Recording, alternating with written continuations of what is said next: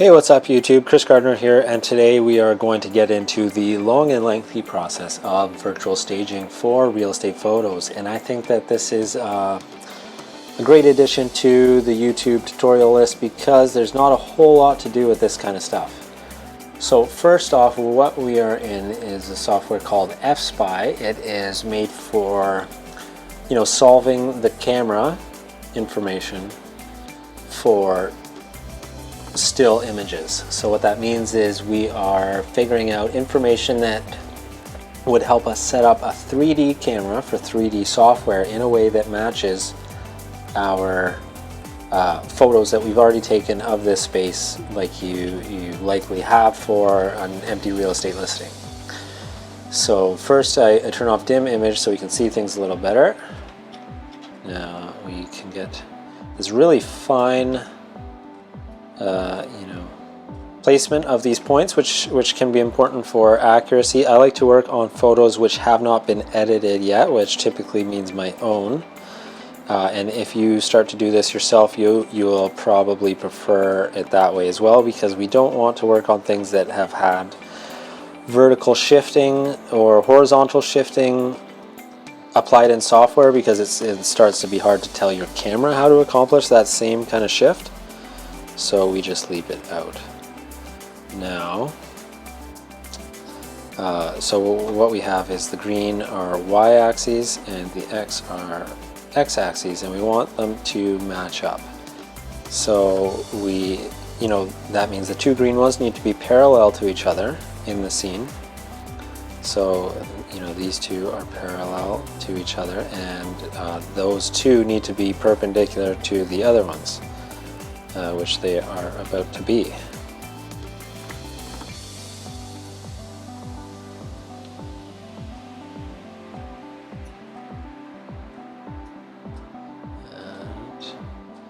I like to try and get as much space as I can between two lines. So these ones are actually kind of close because they're both on a back wall similarly, but we don't have a lot to work with here. Like, there's actually something I could work with on this one. It is a seam where these floorboards, it's not an ideal line. Normally I'd like to work with lines in the hardwood because those are usually pretty straight, but this will do. I like to get some kind of distance. Now this is what we will eventually be calling our origin in the center of our frame in another software, and we have the Z axis pointing down right now, which I don't want. So we're just gonna fiddle until we get that the way we want. Okay, so now Z is pointing up, which is important. Just saves us a lot of clicking later and changing things to match that. So reference distance is, we're just going to be giving this an idea of scale. So trying to work from that origin point again, and our ceiling would go up about that high, because this is a beam that's actually forward of the exterior wall. So I assume that'll be right about there, and I know that this room was approximately 8 feet, which is somewhere close to 2.5 meters. It's maybe 2.6. So we have that, and now that is essentially all we need the software for, but let's just see. And I know this camera, it is a 17mm lens, so that's just, it's showing you that this is pretty accurate. And you will have a very hard time getting these things to line up if you've got any sort of horizontal or vertical shift happening in your photos. This one actually does have some barrel distortion, which has not been corrected. And you could correct that. You would get a probably even better result by doing that first, and then doing the vertical and perspective corrections later. But in the interest of time, we're just going to do this like this. Now we are going to save it as, and I've already done some stuff, so we're going to call this YouTube 2. I just recorded this and I didn't have very good sound going, so this is the second time around. Hopefully it sounds better. And if it doesn't, and you're listening to this and wondering why the sound sucks, it's because I got fed up with it. So here we are in Blender. Now we are going to import Fspy, and this is something that you will have had to set this up in Blender prior, but I'm not going to go through that because it's pretty simple and there's lots of tutorials about setting up your preferences.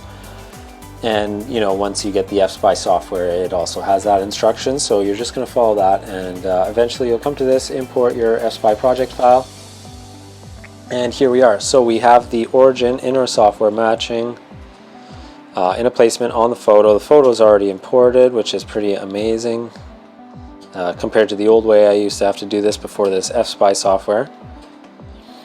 And so this is now a top-down view of what we were working with. This is our camera. This is the center, or that corner of our room, but it's the center, a 0, 0 coordinate, which is kind of the center of this 3D world we're in. And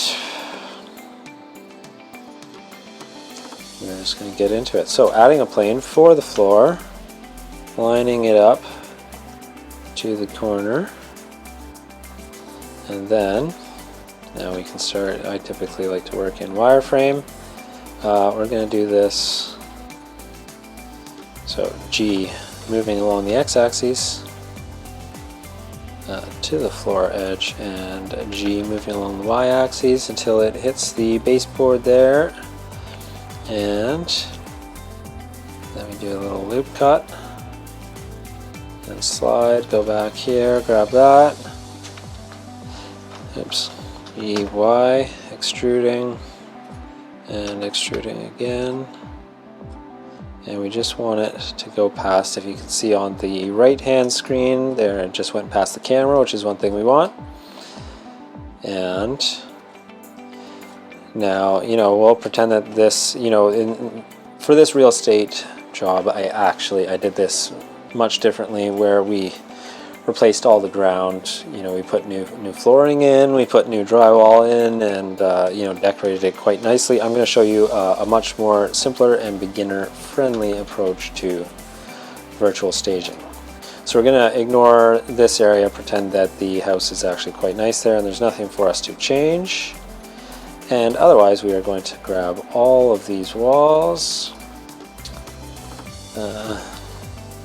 and extrude Z-axis there.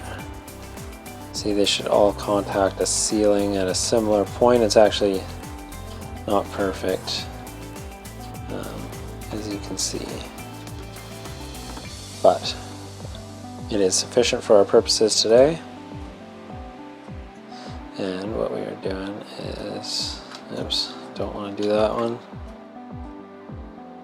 There, and what I'm doing here is I'm just cutting out a bunch of the holes I'm going to have to make in this mesh.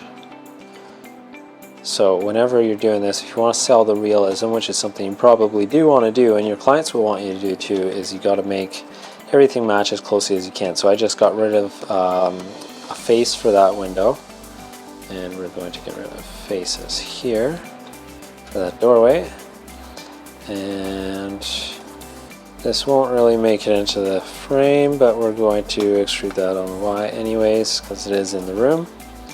So there. Now if we went to solid mode, let's try render mode, you'd see this is the box of our room, and it very closely resembles the box of the real room. That's what we are going for, because now we're going to be able to start placing 3D furniture in this space, which is the virtual staging aspect of it, and having that furniture cast shadows onto the 3D walls, which we will then use to cast shadows onto the photos walls.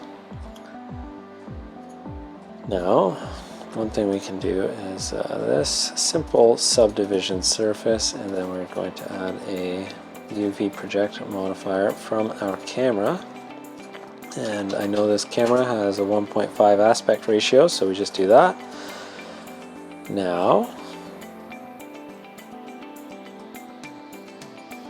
we have this material, and this is our stage, what do we call this? Room, and shader editor. Now, and this will feed into our base color, and this is going to be our image. And now, as you see, we have our photo being projected onto our 3D scene,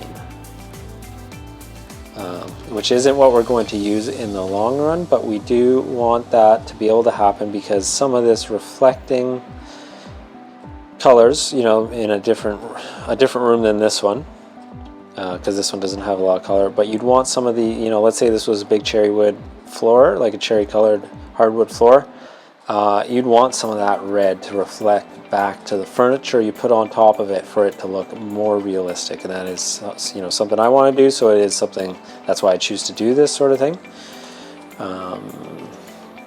So we have that. Now another thing, let's just go here. We're going to set up, we want to be in cycles, or at least I do. I do these things before I really get into it. I set background as transparent. Color management we're going to do in a little bit. And we're going to need some lights in here now. So that's what we're going to work on next. So we need the add some lights, and we want our 3D lighting to closely match the lighting of the photo we took. So here we have 3D light. We're going to call that window's probably about 2.2 meters.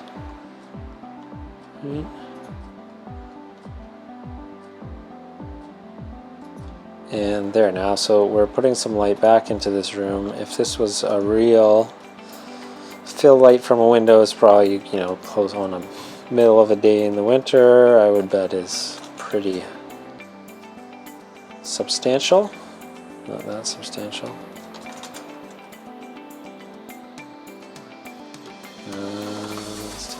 Okay, and what we will also have is sunlight, and that sunlight was coming in at a hard angle.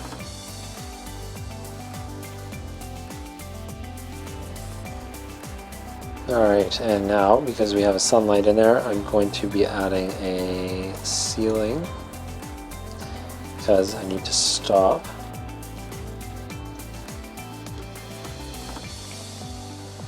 I need to stop the sunlight from casting shadows from these walls, so we're just completely blocking that out. Okay, and we can go check this out again. And eventually what we are going to be doing is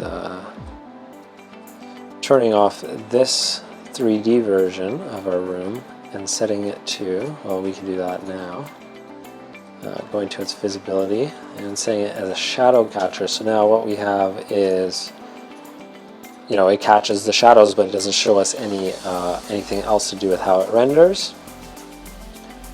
And we are at the, you know, what you might consider the most fun part of the process, which is actually adding the furniture in. And we are using this software called Blender Kit, which is a whole bunch of furniture, free and paid, that makes, you know, it's pretty useful for this. And, you know, there's obviously lots of other options out there for furniture, but this one is a pretty integrated solution, so I thought it would be pretty good for a tutorial. So now we can go into wireframe here, shrink that, and so now we have like kind of a room view, and we can see how it looks in the camera as well. So, you know, eventually you'd want to go through, populate your scene with all these nice things. So let's find a couch, since that's usually pretty crucial to making your room look decent.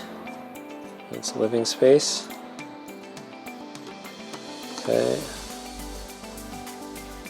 And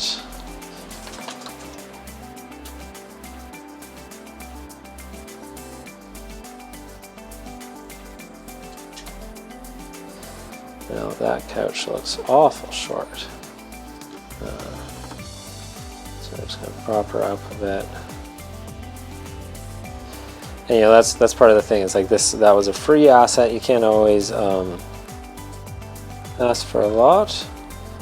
Sometimes this is why I use the append feature, is because then you can start to change these items. But yeah, sometimes,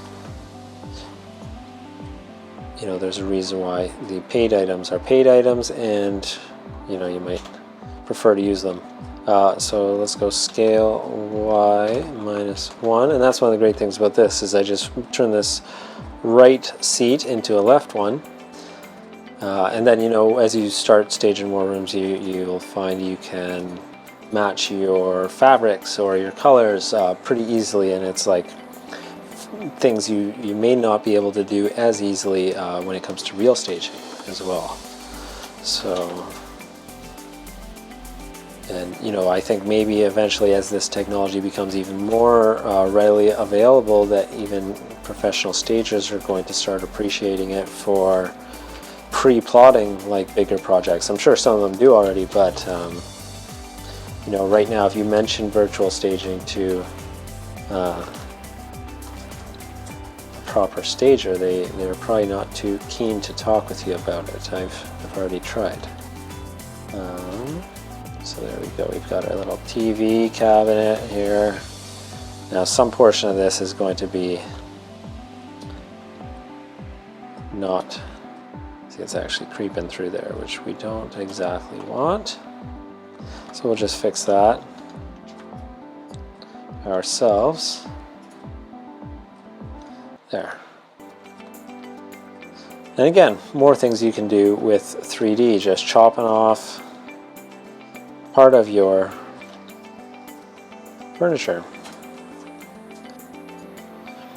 Another thing you'll find a lot of professional stagers use is a carpet in their photos, because, you know, it's not so much a problem in this room with this flooring, but on hardwood and shiny tiles and whatnot, you will see a lot of glare happening by a window, and then when you put a furniture item over top of it, you still see this glare here, which truthfully wouldn't be there when the window is being blocked. So that's a telltale sign that you have something that's virtually staged, and it is something you should clean up. So I don't know why it's not showing me carpets here. Okay. So, you know, these, again, free assets. I probably wouldn't stage with something like this type of carpet, but we are here. And let's just set that to 0. And, oops.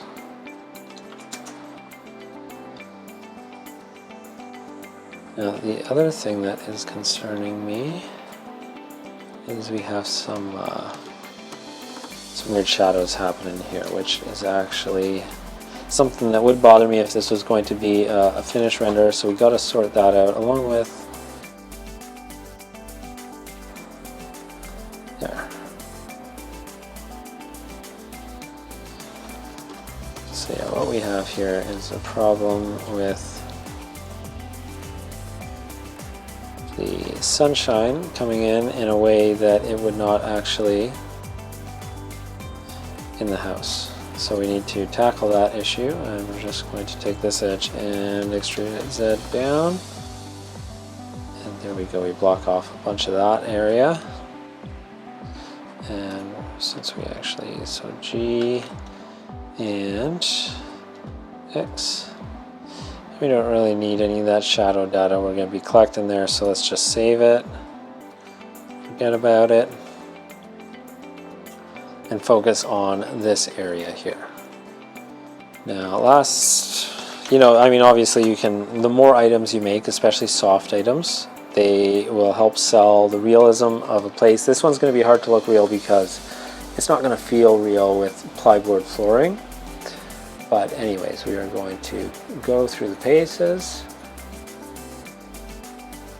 You know, always add some greenery. If you already work with real estate photography and marketing, you're going to be familiar with what is often added or taken away from the typical real estate photo shoot. So I am lucky to already have a lot of that experience and know what are the do's and don'ts in that regard.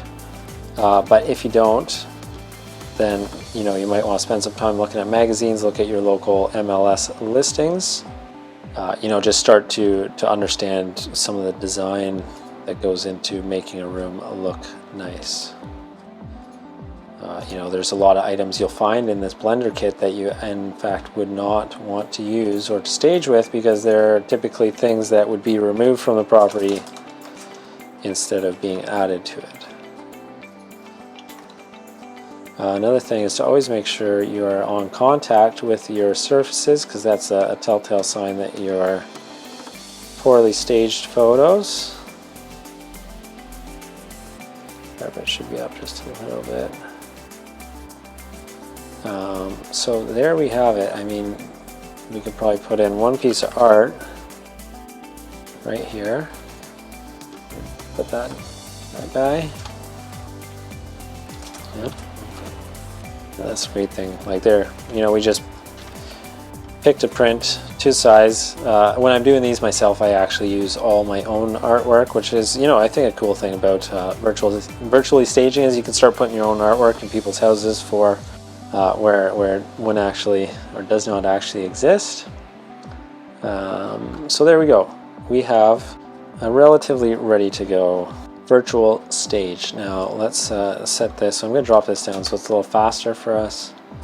We're going to drop the size down as well so it's a little bit faster than us. But those last two things I just changed are the key components to making a high quality render, and the higher you can set them, the better. So this is always the resolution of your photo, and then now I'm rendering at 30% of that size. Okay, so let's just see what that looks like right now. Yeah, it's looking pretty good. Pretty realistic, when you look at the intensity of the light and how it falls off. It's got some directionality to the light. It's hitting here, it's nice and strong, and then we're seeing a lot of reflecting from this kind of foggy window. If we were doing this a little bit differently, depends on the view out there, you could project the view from the window onto reflections here, which is definitely one good way to sell realism. And it's not even terribly hard. Like if you look right here, we're not getting a proper projection of the window. We could be seeing window frames and panes, but we're not. It's all about how much time you want to put into these renders. Like, is that something that a regular person would look at that and say, hey, like that's the window reflecting, but it's not looking exactly the same. So everything you want to do to make your renders realistic is a time expense, obviously, that you just have to consider. So this is, as you've seen, a relatively quick way to get to something that's moderately believable. I think it's better than some of the other DIY, especially the paid DIY virtually staging options you can find online. So Blender is really like an awesome combination of usable, high quality software in a do-it-yourself kind of free package, because some of the alternatives to what you can do with this, is a subscription to some of the other ones might work out to be about $1,500 per year. So, this might be considered a finished setup. More likely we'd have like a table closer to here, kind of dining room areas, the way this room was set up. Maybe some kind of end table or some kind of standing item here, lamp. Let's see how we put a lamp in.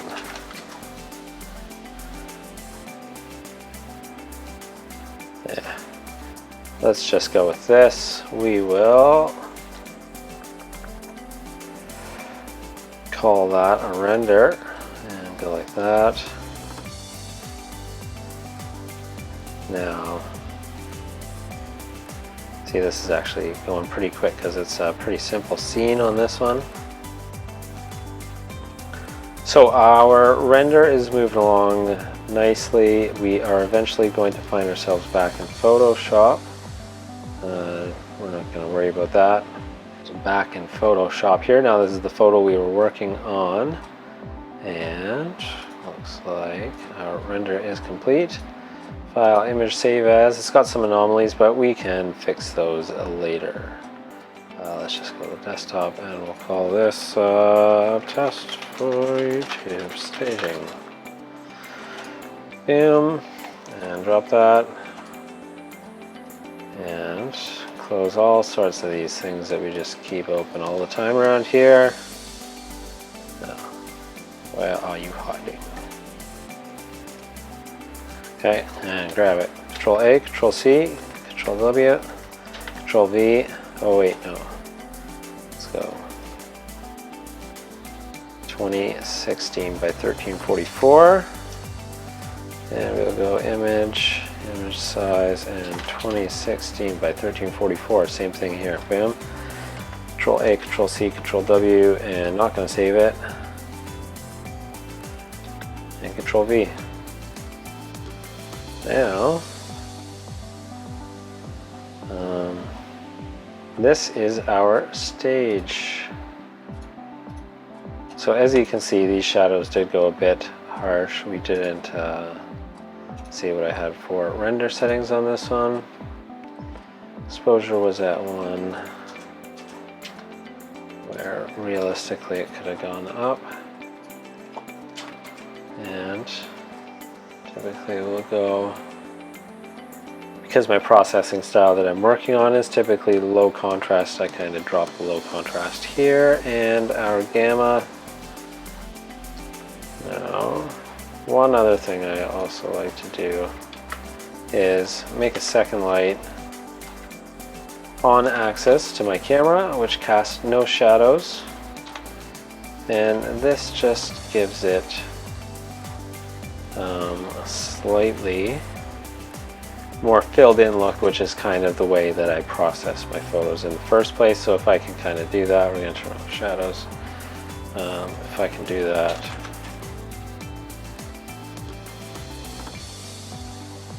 that's great. Okay, so that's pretty close to what it should look like. We're going to try and render that one more time, but I can show you in the meantime what the process is like. So first thing in Photoshop, and you know there's ways with the node editor to do this inside Blender itself, like it's got a whole compositor in there.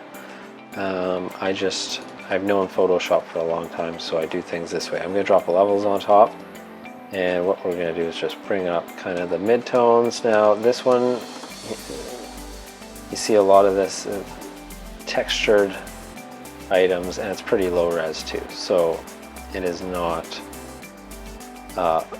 photo looking quality like when you compare the grain here to the grain there. So they obviously mismatch, but that is what you get from boosting your samples, which I didn't do for the purposes of this one here.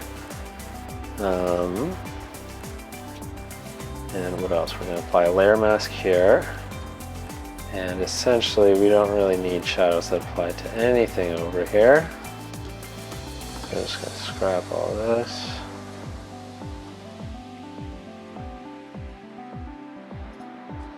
So that can go, and I'm going to do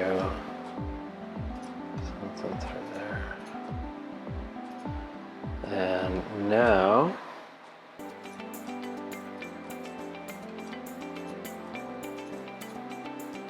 oops.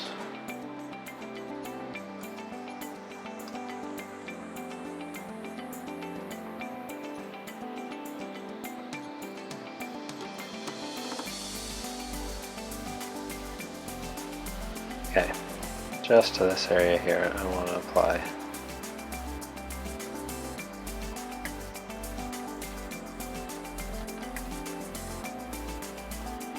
oh, here we go, blend mode.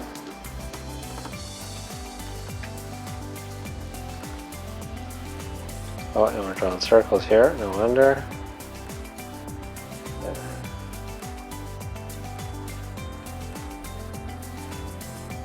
And we can just clean up the rest of it. Brand new one right here. So had I spent more time in the modeling, I wouldn't have had to do some of that stuff. But, well, it looks like I didn't properly delete the shadows on this part, so we're going to do that one more time. And there we go.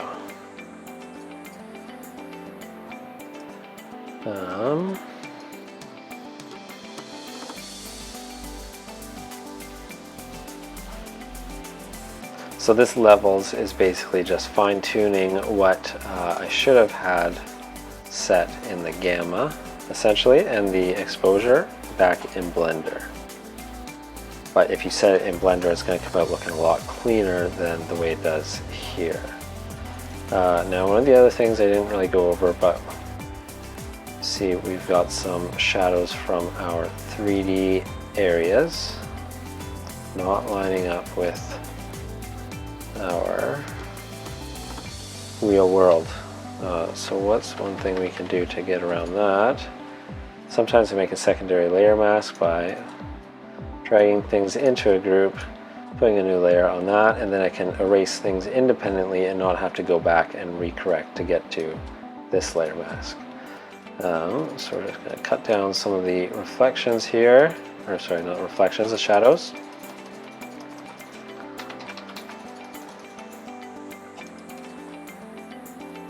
You can boost this.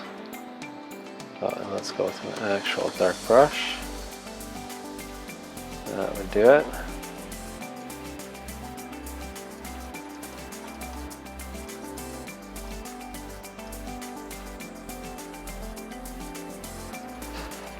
And there we go. I mean, it's not the cleanest result or the best staging, but it gives you a pretty good idea of just what's possible pretty quickly with this software that's all free and very easy to use. You can get what obviously appears to be pretty closely matching perspectives. You can take it further yourself to correct for the little errors like these misaligned edges, and you know, this is just really scratching the surface is what I would say. So if you like that, I've got a whole blog post, cgardiner.ca/blog or blog.cgardiner.ca, and there is a post there that kind of puts these steps out in text, because I know sometimes that's easier to do, like it is for myself. Sometimes when you got noisy kids around and you can't watch a YouTube video, but you can still read something in the peace and quiet of your own mind. And yeah, so you can go check that out. I'm going to share some, you know, before and afters of some staging. I can show you a few views that we did to this space, which actually we treated as an entire virtual renovation. So, you know, this is the kitchen over here. We renovated the kitchen, showed what it could look like with some new cabinets and countertops and appliances, and kind of same to this room. Turn this into a nice TV room. This here was a dining, well, kind of a sitting area. There's a fireplace behind me.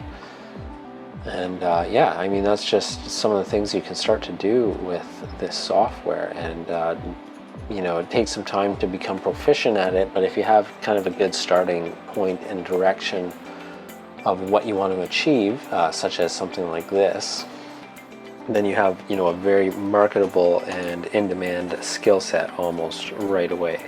Instead of, you know, something like myself where I just kind of started trying to make stock images and abstract backgrounds when I first picked up Blender, and it was good. Like, it's good for me to learn the materials and whatnot and all that sort of thing, but it's also really wise to go in there and learn how to do something that people want right away. So thanks for watching. You know, hit subscribe. I'm going to have some more videos coming soon, hopefully a constant or more steady stream of them than there has been in recent weeks, months, and years. So thanks for following along.